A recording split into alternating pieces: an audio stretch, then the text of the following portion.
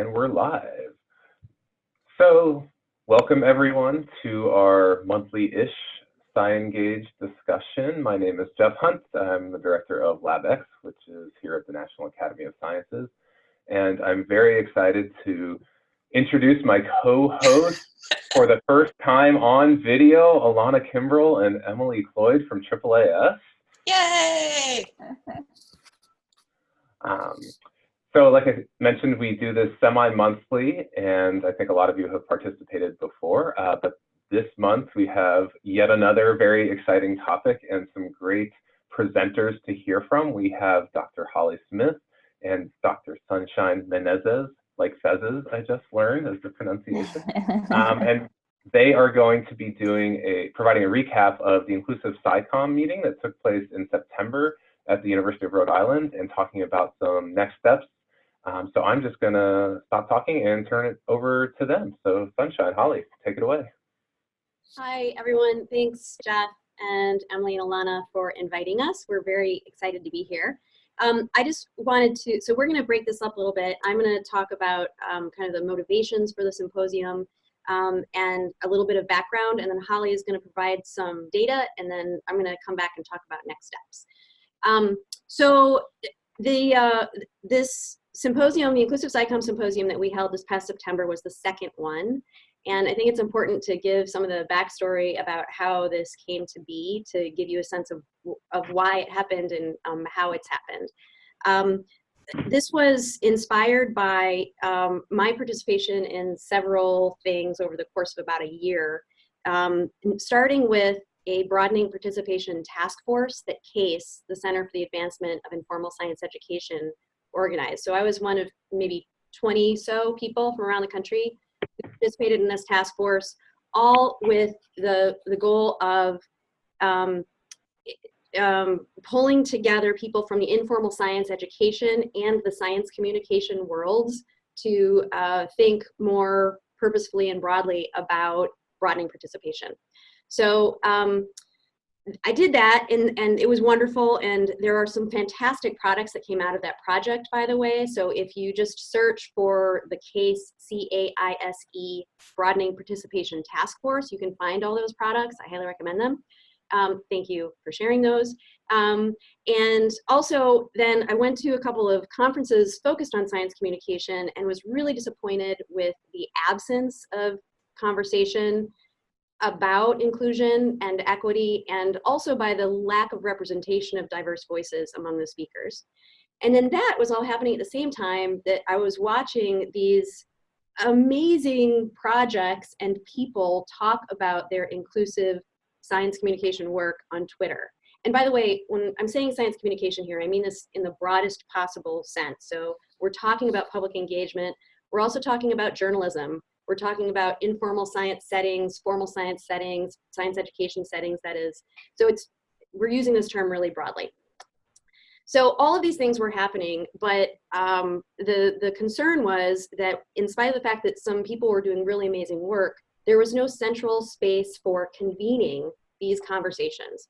So Metcalf Institute, along with a really phenomenal group of planning committee members that are both at the University of Rhode Island, where we're based, and across the country, including Hollie in the first year, all came together and decided to make this happen and to create a first 1.5-day conference in 2018 to highlight the people who are doing inclusive science communication, and to give others who are really interested in moving into more inclusive and equitable approaches an opportunity to come together and learn from one another and share resources.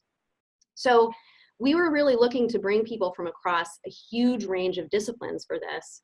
And we wanted this to focus on both researchers and practitioners, though the first year really brought more practitioners than social scientists, like science communication scholars. Based on the success of the first year, when a whole bunch of people, we had about 150 people in 2018, and we hadn't really had plans for what would come after that, but there was a big demand for continuing this. So we did it again just this past September, We had about a 25% increase in registrants, and we also expanded the program significantly this year over the first year. So we expanded it to 3 days. We did a call for proposals. So instead of the planning committee really developing the program in the first year, this past year, the planning committee developed themes. And those themes were: 1, new languages, practices, knowledge, and research. The second theme was changing systems and structures, because there's a big recognition that to do inclusive science communication, we need to change a lot of systems and structures. And the third theme was social responsibility and ethics. I will note as an aside that there wasn't a great deal of interest in the question of ethics among the people who registered for the symposium. We can talk about that later if you want. So we added these 3 new themes for the 2019 symposium, and people submitted proposals. We also had a poster session this year, which we didn't do the first year. We had 2 keynote lectures, which are on InclusiveSciComm.org, so please go see them. They were fantastic. We ended with a kind of a town hall, which is what we've done actually in both years of the symposium thus far. And the idea there is, after these several days of convening, we have the opportunity for people to really kind of share out what they're thinking after these 3 intense days of conversation. One other thing that I wanted to note that we specifically focused on this year was first, facilitating research, practice, partnerships, and collaboration. And second, the idea of critical dialogue. So that term is used in some spaces, and basically what it means is helping to facilitate difficult conversations across difference, which is a fundamental skill and practice that we need to apply for work that's focused on inclusion and equity.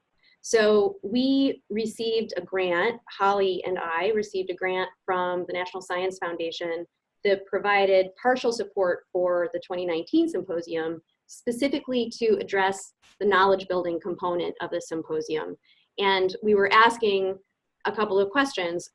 First of all, are people who are working in these spaces using critical dialogue? Are they applying these practices?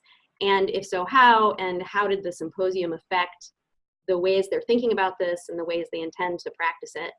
And then 2, what are some of the other barriers to doing inclusive science communication? So with that, I'd like to hand this over to Hollie, who can share some of the results from the surveys. Thanks, Sunshine.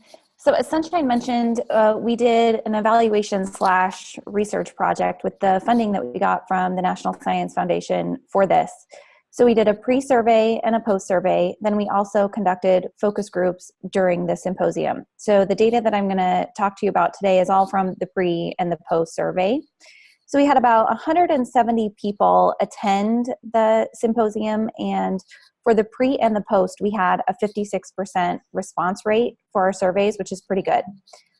In terms of who responded to the survey, to give you an idea of the demographics of the population that was there, 65% of the respondents were white, 75% identified as female, and 65%, which is interesting, had an advanced degree, so a master's or a PhD. So this was a highly educated audience.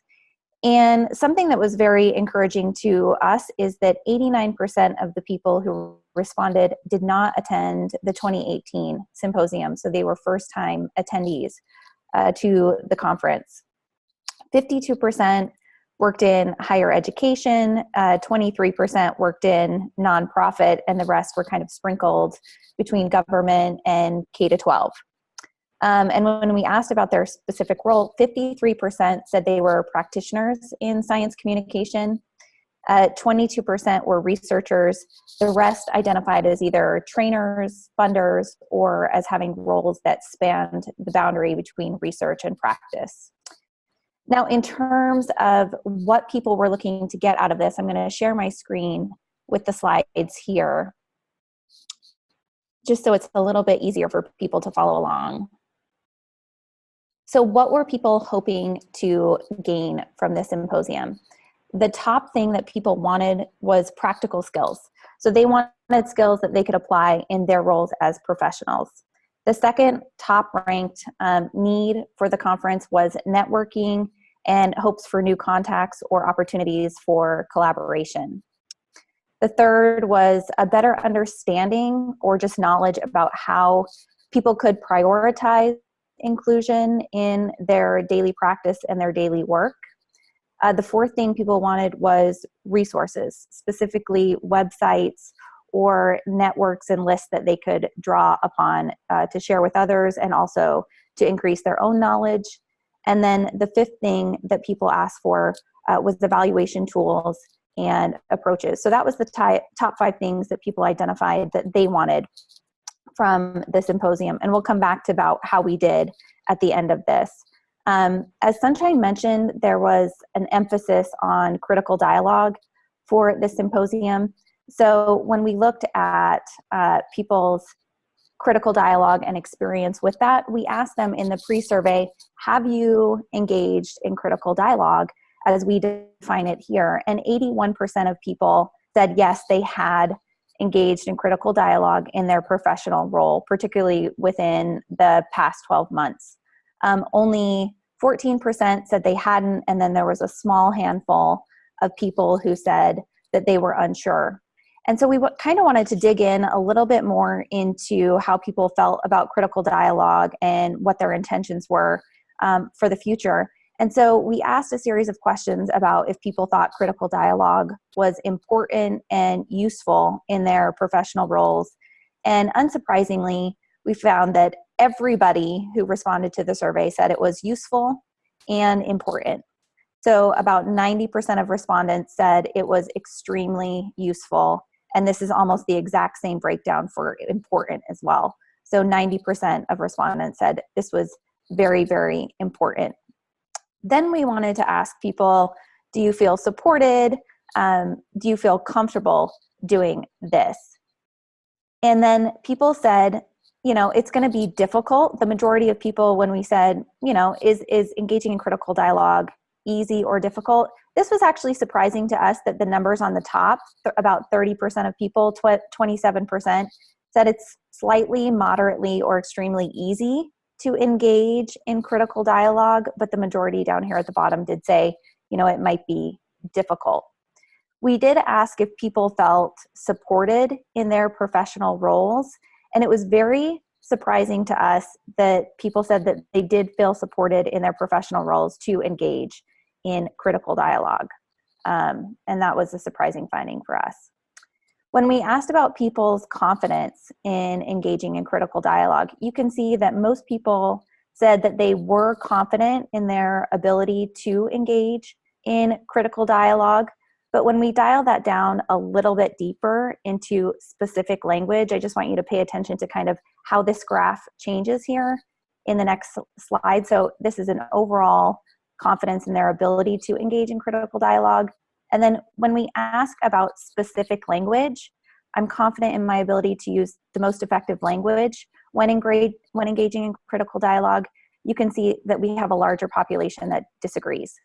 So we saw this again in the open-ended questions that people said, I will engage in critical dialogue, but I'm not sure exactly what is the right words to use or what is the right and appropriate language to use when I engage in these discussions.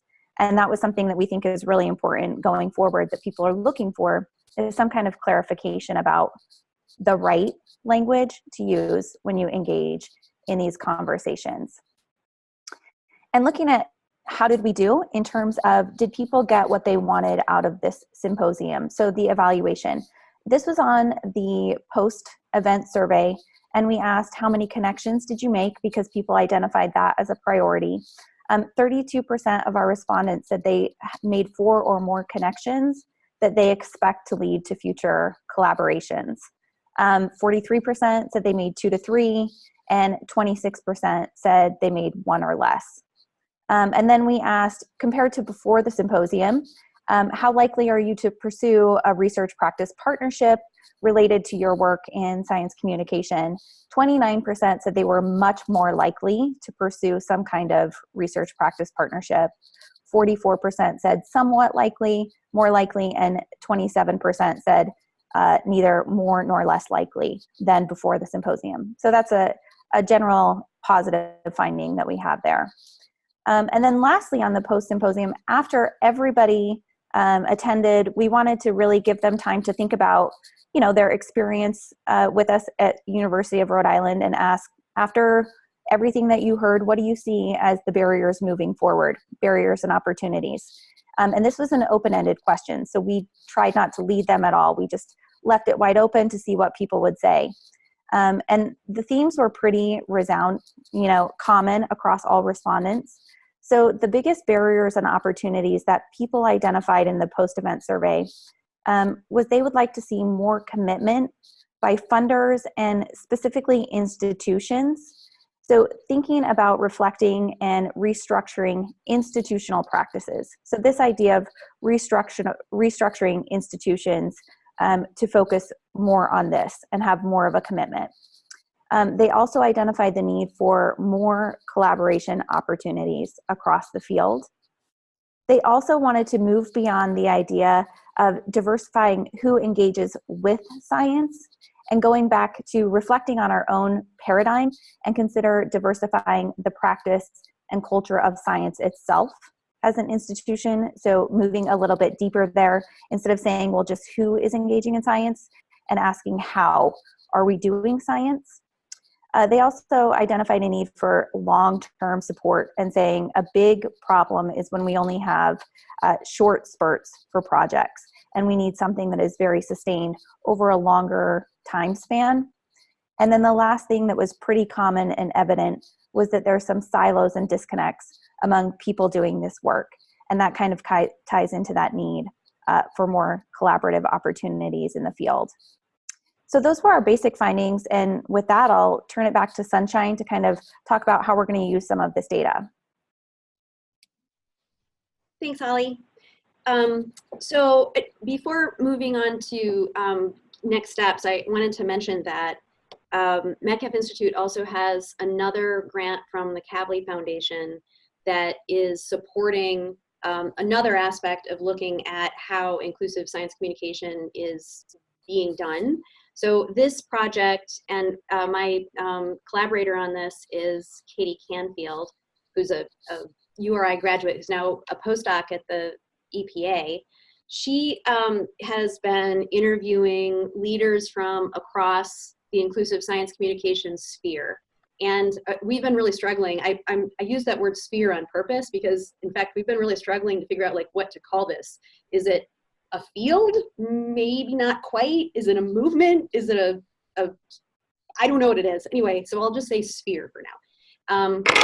Anyway, the goals of that project are to do a sort of a landscape study of inclusive science communication. So we want to know what these leaders across a really wide variety of disciplines and methods, what they see as the challenges for this sphere, the opportunities, the synergies, and also we asked about their motivations for doing this work. So that's another complementary project. And so some of the things that I want to say about next steps combine what we're learning through these two different grants. So I just wanted to note that. So at the symposium and through this Kavli Foundation funded project, we've heard a few things. First of all, that justice and equity and inclusion need to be centered in science communication, again, interpreted very broadly. This can't be considered as secondary. It can't be something that we like check off a list. It's got to be at the beginning and at the center of the work that we're doing. And you know, an inclusion here is a lot more than race and ethnicity, although that's certainly a big part of it. I mean, we're talking about gender and ability and, you know, so many different aspects of our selves and our perspectives and our intersectional selves. Also, we want to, there's really been a struggle with this idea of the language. So we use this term Inclusive SciComm for the symposium because we were looking for something that would kind of capture this whole idea, and that was a novel hashtag when we were starting this, frankly. So we needed some kind of name.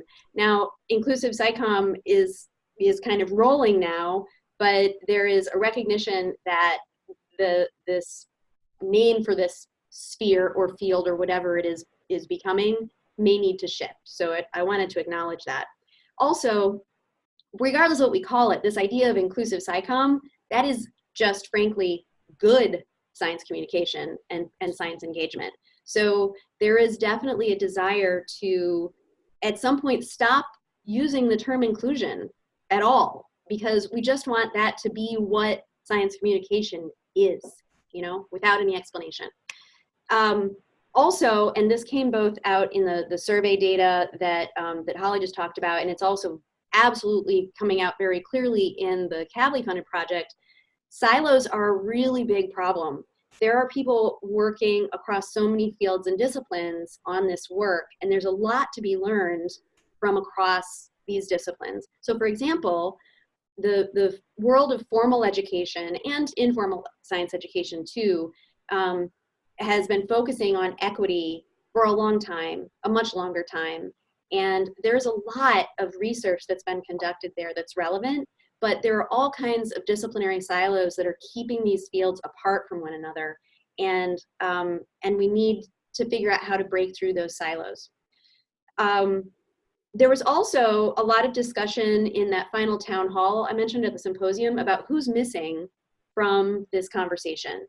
So for example, I mean, I just looked back at the notes from this in preparing for today, and some of the many ideas that were mentioned were people working in medical fields, librarians, staff at state and local and federal agencies, people in the science comics world, people who are entertainment writers, journalism training programs, peace educators. You know, it was like all over the map. And that again speaks to not only the need to envelop a much, much wider range of insights and expertise to move this forward, but it also speaks to the silos that we have and need to break through.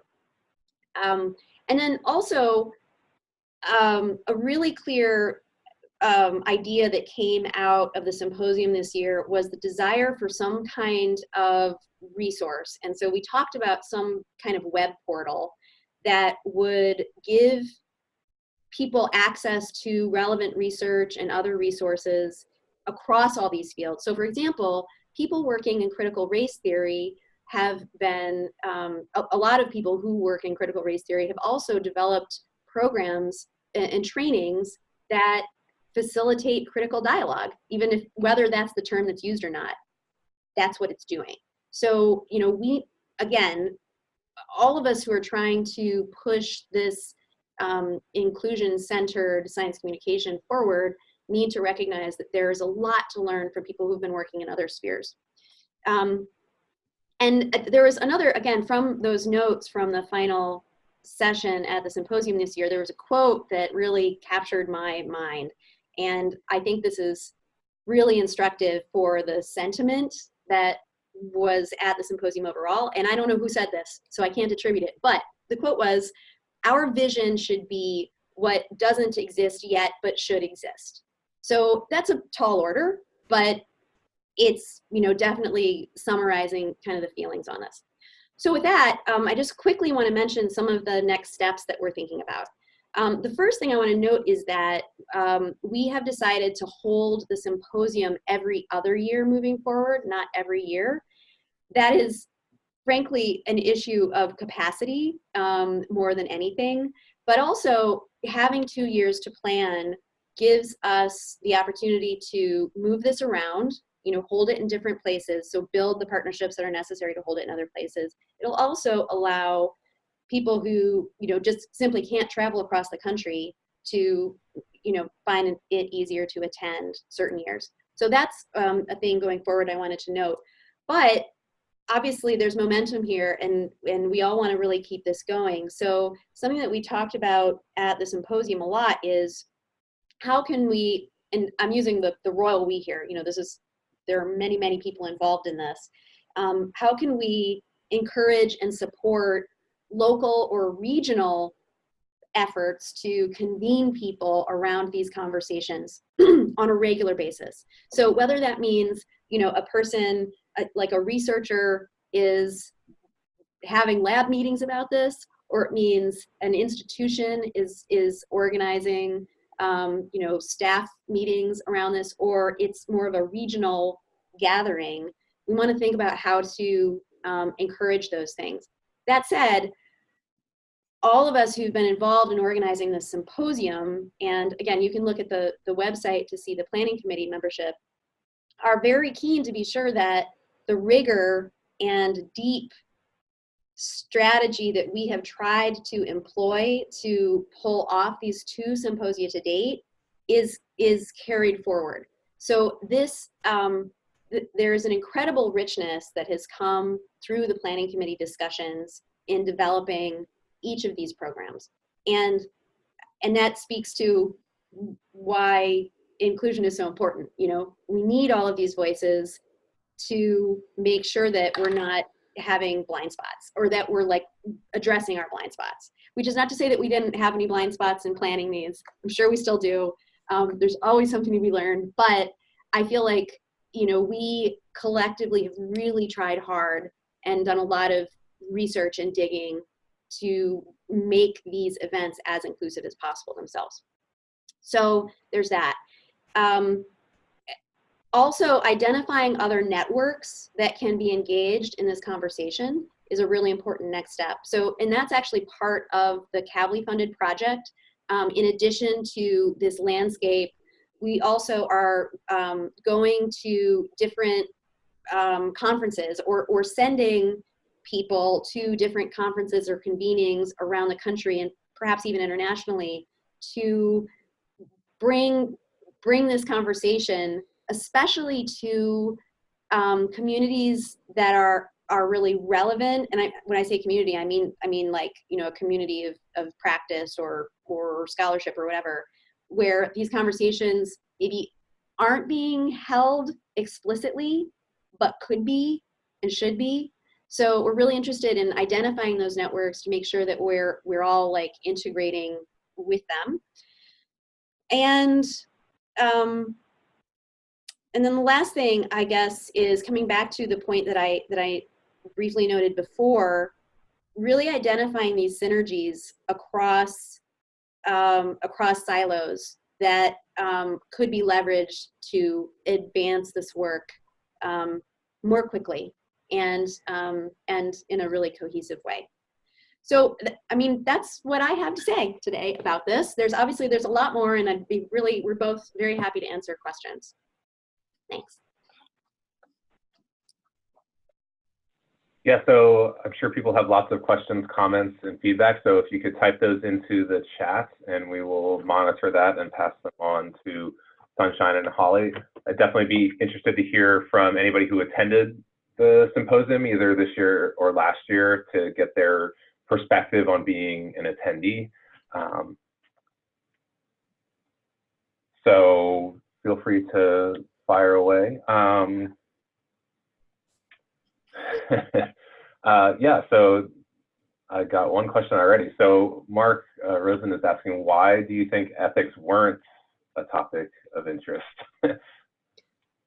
I don't know. I'm also dying to know the answer to that question. And Hollie, if there's anything that came out of the surveys in this regard, I'd love to hear it. I'm basing that, by the way, so when people registered, we had them rank their interest in this big long list of topics that we provided that were relevant to the 3 themes that we'd identified this year.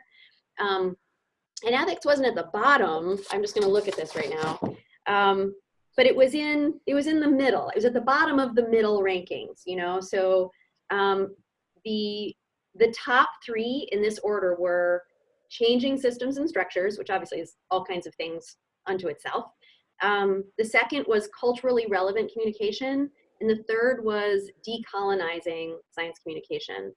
And then a bunch of other things came below this, but I don't know, you know, I will note that we looked around for speakers about the ethics of science communication, and there weren't, at least that we could find, there weren't a lot of people who are obviously doing this or focusing on that aspect of science communication.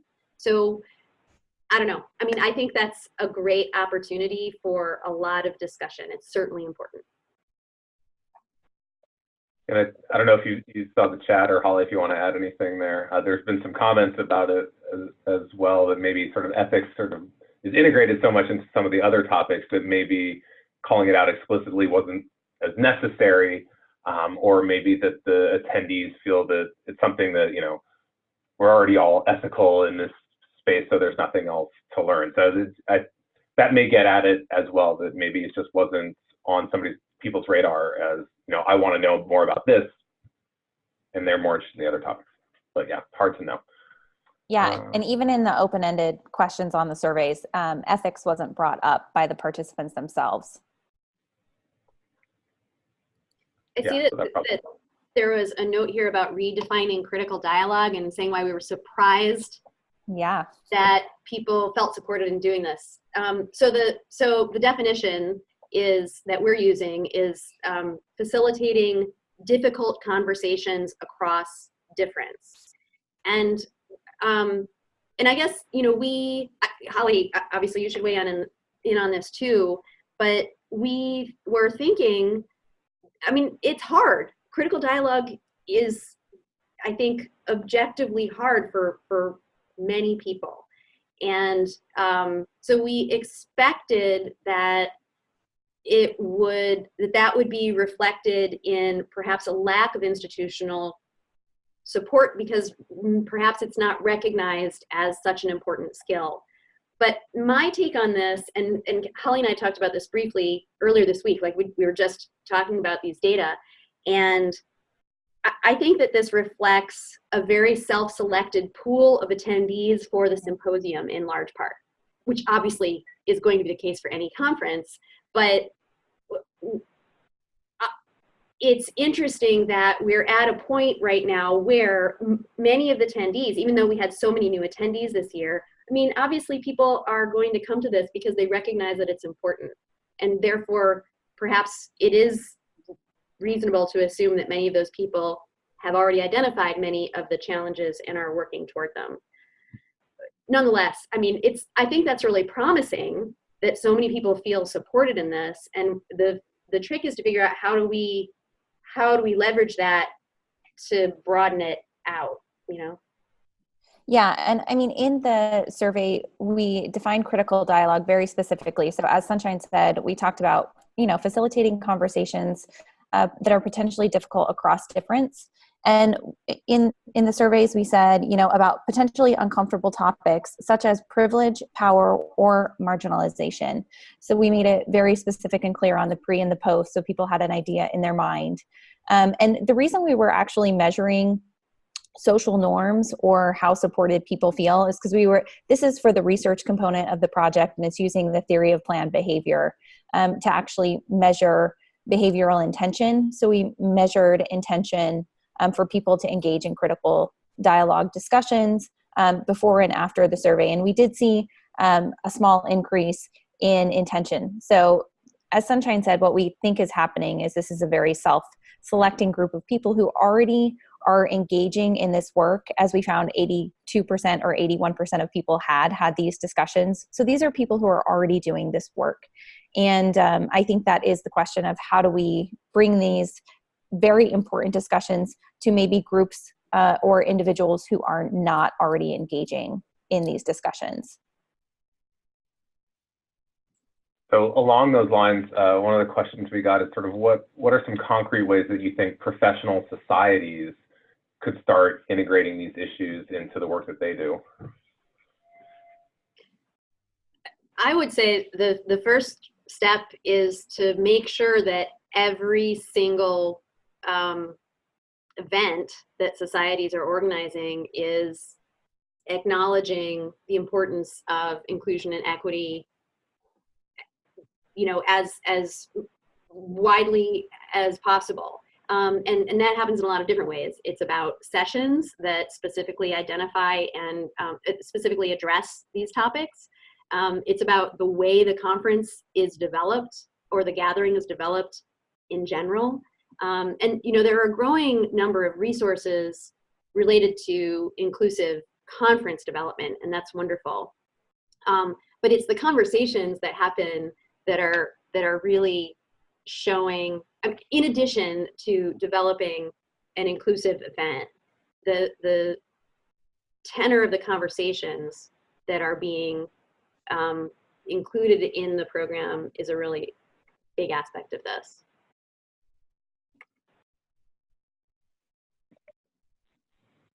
All right, just going down the list of questions here. Evaluation tools, can you talk about any that were identified, or as always, ones that need to be developed in the future? You know, this is definitely a time when I would encourage someone else who is attending to pipe up if they have something to say, because honestly, I was like, there was not a single session that I sat through the entire time during this symposium. So I'm actually not the best person to share this. I think that I would imagine that this web portal thing that we're talking about, which has yet to like advance, this was just an idea that came out, but this is one of the types of resources that really needs to be shared more broadly. There absolutely were people who were talking about these. I know this was specifically addressed by particular speakers, but I can't share the outcomes with you because I wasn't present for the presentations.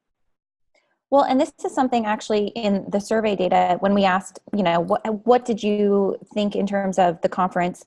Did it exceed, meet, or fall short of your expectations? Evaluation tools and approaches something very explicitly at the front end that people said they wanted. And I think that was one of our lowest categories for meeting expectations on the back end for true transparency. And I think a lot of that is because evaluation of this work is extremely difficult. And that's kind of why we're trying to build evaluation so rigorously into the symposium itself, so we can share what we've learned in hopes that practitioners and other researchers are going to kind of help grow this area, and we can all share what kind of approaches and tools that we're using, because there's not enough out there that's widely, if it's used, it's not widely shared for us to, you know, as a community, to really build a solid knowledge base. Is there anybody who attended the conference either this year or last year who wants to chime in on this? I know I saw one comment on the chat.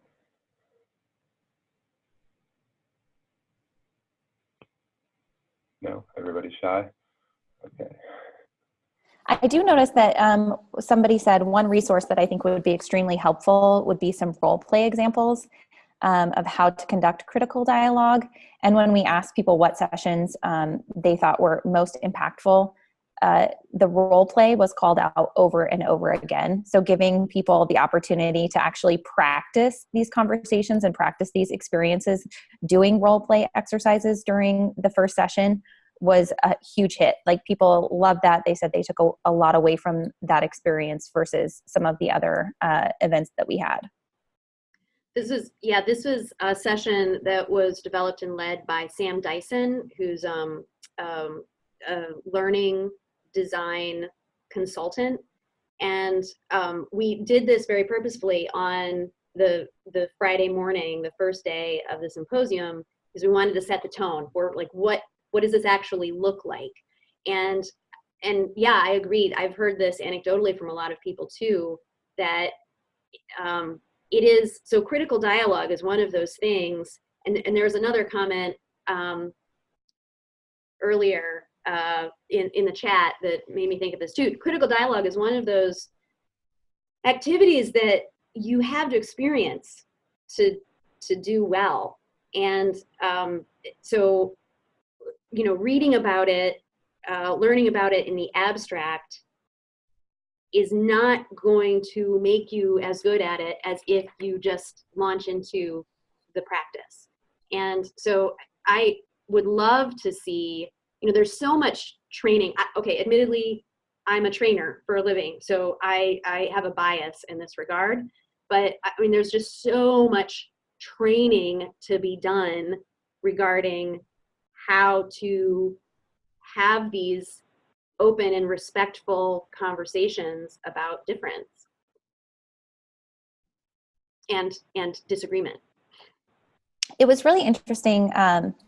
This hasn't been analyzed yet, but I conducted the focus groups on critical dialogue that we held there. And there was much discussion in the focus groups that I didn't hear at the rest of the symposium, which was, well, do I engage in this in my professional life and my personal life, or is there a difference between the two? When I'm with my family and I hear the need for these critical dialogue discussions, do I engage in that?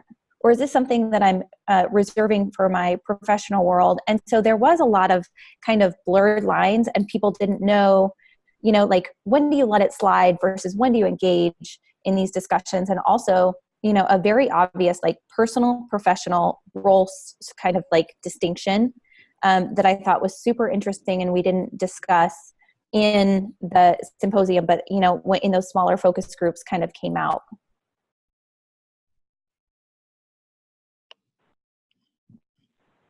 Awesome. Another question. So what are the immediate plans or strategies for decolonizing science communication, since you mentioned that as one of the topic areas, to make it more inclusive? Any ideas for workshops, crossing disciplines, things like that? So we had a couple of sessions at the symposium that addressed this specifically, and I'm thinking of one that, again, unfortunately I didn't attend, but it was led by Kendall Moore from the University of Rhode Island, who was also on the planning committee, and Persephone Lewis, who's a graduate student in California. I can't remember her institution, and Megan Hamilton, who is also a graduate student, maybe at Arizona State.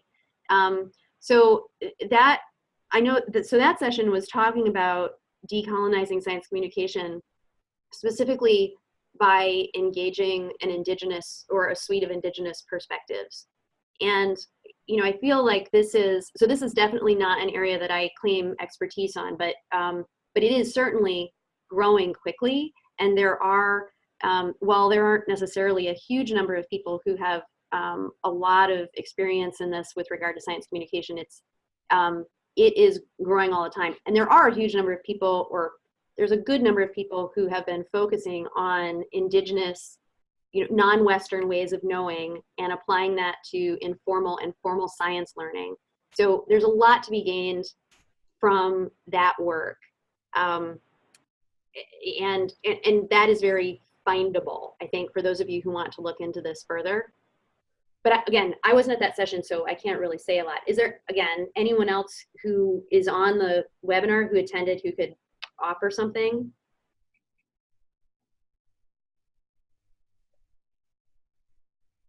Nope. Okay. I think, all of these questions are so important and speak to the need for a way to share resources in a more like strategic way, because we all know that most of these resources exist, maybe not at the level of depth or with the scope that we would like, but the challenge is we don't know what we don't know. And so identifying the resources that you need, especially from disciplines that are completely outside of your realm of knowledge or experience, is so hard. And this is why the idea of bringing some like massive portal together that could help to connect all of these things is so important. It's a big job. And there were a lot of conversations at the symposium in that final session about, like, how would we even structure this? So there were suggestions about, structuring this based on the kind of science communication work, like what are your communication objectives. So that's one way to do it. But there's also, you know, like, are we going to have a whole section on critical theory? Are we going to have whole sections on, you know, all of these various disciplines that are relevant? I don't know. This is a massive undertaking that's going to require a lot of minds to pull it together in a useful way. But it's, on the one hand, it's low-hanging fruit because it's so necessary. But that low-hanging fruit is still a little hard to pick because it's going to require a lot of work. I think Alana's question is one that was sort of on my mind too, is sort of, you know, with Inclusive SciComm and critical dialogue, having these conversations is essentially the first step. So what would you see as sort of the longer term goals? Like, where does having these conversations and making inclusivity part of the experience as opposed to this separate thing, like, where does that get us? Well, I think it absolutely changes the nature of how we conceive of science communication or public engagement, and the way we practice it, which is what I want. You know, one of the quotes that we heard in the landscape study interviews that a lot of people said, even though they use slightly different language, was, we need a radical rebranding of science communication. And that, in my mind, that radical rebranding is about, again, centering inclusion. And so if we need to start by acknowledging that part of the reason that we have not been sufficiently equitable and intersectional in the ways that all of us, in the ways that we have approached science communication is the fears that many of us have about difficult conversations. It's also definitely something worth noting that so Hollie noted that the demographics of the people who completed the pre and post surveys for the symposium, it was like 65% white, and although people, you know, could check like different races and ethnicities, so many people were probably multiracial and ethnic, but you know, so 35% of our attendees at the symposium identified themselves as people of color, and that just in terms of race and ethnicity, not all these other aspects of inclusion that I mentioned before, that demonstrates something that is what we see across science communication fields. You know, especially in science communication training, again, a world where I live, we see predominantly white trainers and white attendees at a lot of these training programs. And that, so like the very ideas of how we construct our trainings are therefore limited. And so I at least think that by making critical dialogue just a foundational aspect of how we approach science engagement, it's going to fundamentally shift how we do this work and how public audiences are truly feeling engaged and welcomed in the conversations. Yeah, and I mean, just adding to that from what came from the data, I think this goes back to that point of reconsidering or reorienting our question from who are we engaging as scientists, and actually reframing the question of what is science and how diverse is science itself. So thinking about the institution of science as the place for public engagement, and changing the way we're thinking about some of these issues instead of still keeping this is science, and when I do outreach, I noticed someone talked about that on the chat thread, like when I do outreach, I outreach to these groups. So I've engaged these groups, and it's kind of checking a box. And so kind of reorienting those fundamental questions to be more reflective inward on the institution of science itself, instead of just saying science looking outward to the groups that we're engaging. And the comment from Lizette here in the chat is, you know, underscores that. Yeah, so yeah, science is not apolitical, and it's not value neutral. So those conversations are also part of this whole critical dialogue piece. Yeah, absolutely. So a little further up in the chat, a lot of these conversations, and I knew Elise was going to ask this question, are happening in a lot of different spaces. And so were there bright ideas about how to sort of create interconnectivities across silos, across different professions and fields, you know, how to sort of say, like, we're all having similar conversations, how did those all come together and amplify each other's efforts? Hollie, was there anything that came out of the survey in that regard? Not that I can think of off the top of my head. I'm sure there might be, if we drill down, there might be some specific examples, but several people, I think, talked about regional events very specific to what they found useful. So some people did talk about, well, maybe we should have storytelling events more regionally, or more, maybe we should do this. A lot of what people talked about was having some kind of shared resource, like some public resource that people could turn to, as Sunshine was mentioning before. Yeah, I mean,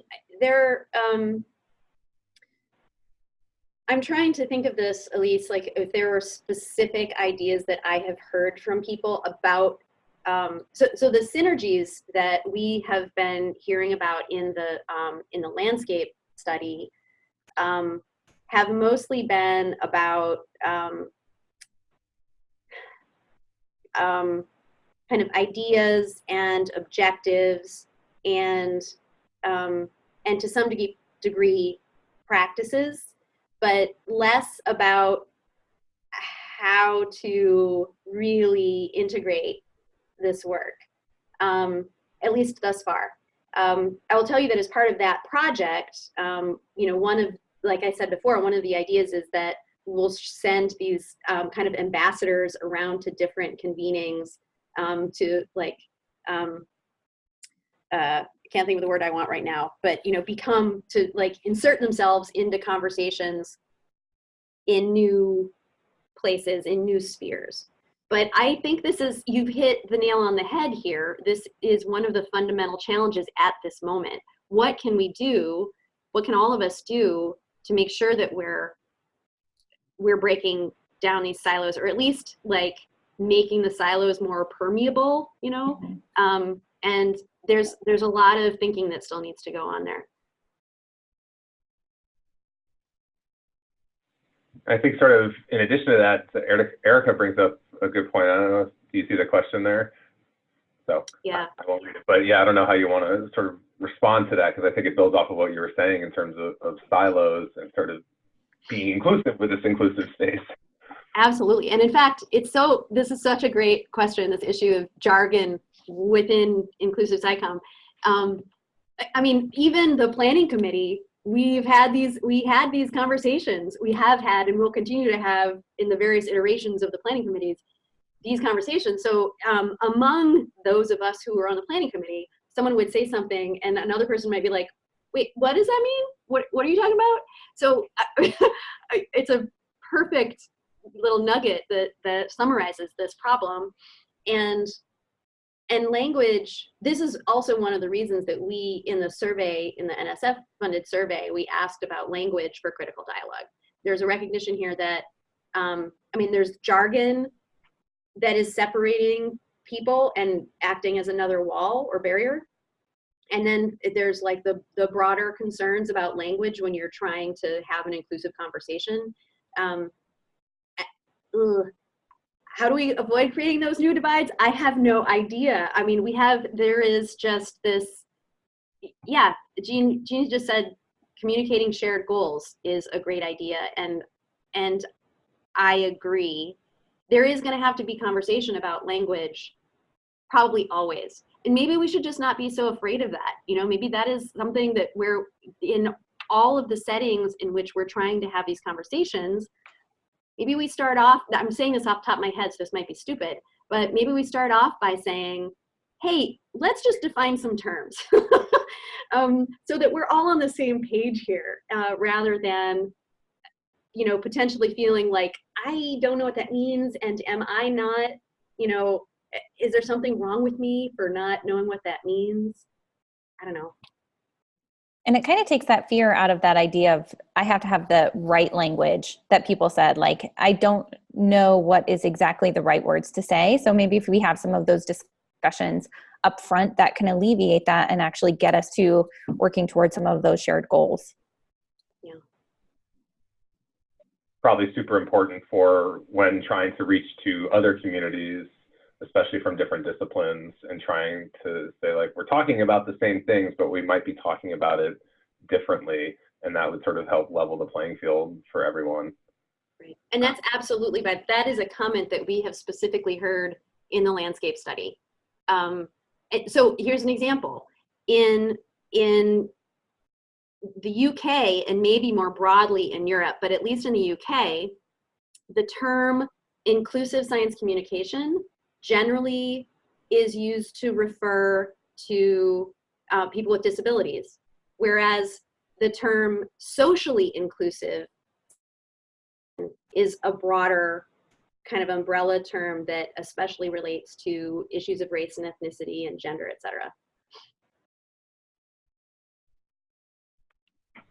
So even these, you know, like big terms have lots of different meanings that are not necessarily transferable. All right. Does anybody have one last question they want to squeeze in here under the gun? I think obviously these conversations will continue in lots of spaces, and I think creating portals where we can have these discussions sort of in between the conferences and sort of have everybody check in, which is kind of underlying the goal of these SciEngage discussions, but also sort of everywhere, and just making sure that, not that we're trying to collect everything, but trying to make sure that everybody's at least aware of these discussions happening. So it's not just like 2 years down the road, or like, oh yeah, I remember that thing that happened in 2019, and you know, we talked about this, and then nothing ever really came of it. So yeah, that I would think be the worst. Yeah. luckily, I don't think that'll happen. I don't think so either. So I'd like to note a thank you, first of all, to the SciEngage group to hosting this, but also to everybody who's doing this work. This is incredibly important, and there's so many people who are working on it, and in a lot of different ways. And all of your voices are why this is moving forward. So thanks. All right. Thanks, Alana. You want to plug that vocally? Thank you, Sunshine. Am I unmuted now? Yeah, I just wanted to note, everyone, that the Communicating Science Seminar at the AAAS annual meeting has a session that Sunshine is moderating on inclusive public engagement with science. So we hope to continue this conversation with many of you there in Seattle. Cool. And we will be sure to share the slides that Hollie showed today. And I don't know, are you going to share the full survey results anywhere? Is that something that's getting published? Yeah, so we are going to do a technical report that's going to be available free on the Inclusive SciComm website. Look for that in a month or two once winter term gets over. And then there is also going to be some study results done with the theory of planned behavior research that will come out as well. And also, there's the technical report that Hollie did last year is also available on InclusiveSciComm.org, so you can see more of that there. Also, there will be, if you don't already know this, sorry, Jeff, I'm running right up against the limit here. If you don't already know this, there is a special issue of Frontiers in Communication that is focusing on inclusive science communication that is in the works. So the co-editors for that are Tom Hayden and Erica Check-Hayden and Rachel Burks and Monica Feliu-Moher. And so I know that they're all like in the midst of editing all these papers right now, but you should be on the lookout for that sometime in the next few months. Awesome. And you got it in under the gun. Well done. So yeah, we will post the links. I know Amanda shared a bunch of links in the chat, so we will post the video and the links and the reports on the website. And hopefully we will see, first of all, thank you to Sunshine and Hollie for presenting. You can, take a deep breath now. And we will hopefully see you all next month on December 6th. We will have folks from the AAAS Dialogue on Science, Ethics, and Religion group talking about their work with engaging those different publics. And, it should be very appropriate with the holidays coming up, and we're talking about all that. So we will see you then, and we will put out announcements. Again, if you aren't on the email list already, just pop your email into the chat and I will add you to that. So it is 1 o'clock. Thank you, everybody. We will see you next time.